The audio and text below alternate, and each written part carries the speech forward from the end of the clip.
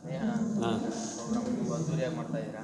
ಈ ಸಂದರ್ಭದಲ್ಲಿ ವಿಶೇಷವಾಗಿ ಸಿಬ್ಬಂದಿಗಳಿಗೆ ಏನು ಹೇಳ್ತೀರಾ? ಶೇಷಾದ್ರಿಪುರಂ ಸಮೂಹ ಶಿಕ್ಷಣ ಸಂಸ್ಥೆಗಳು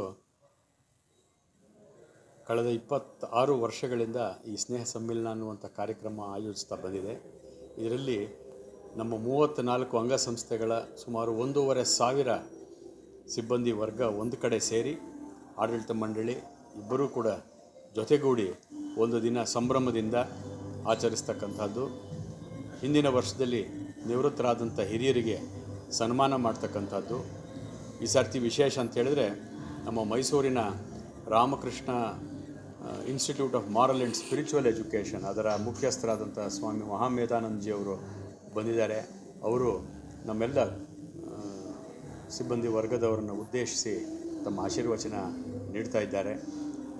ನನಗೆ ಇನ್ನೊಂದು ಬಹಳ ಸಂತೋಷ ಸಂಗತಿ ಏನು ಅಂತಂದರೆ, ಈ ಕಾರ್ಯಕ್ರಮ ಎಡಬಿಡದೆ ಕಳೆದ 26 ವರ್ಷಗಳಿಂದ ನಡೀತಾ ಬಂದಿದೆ.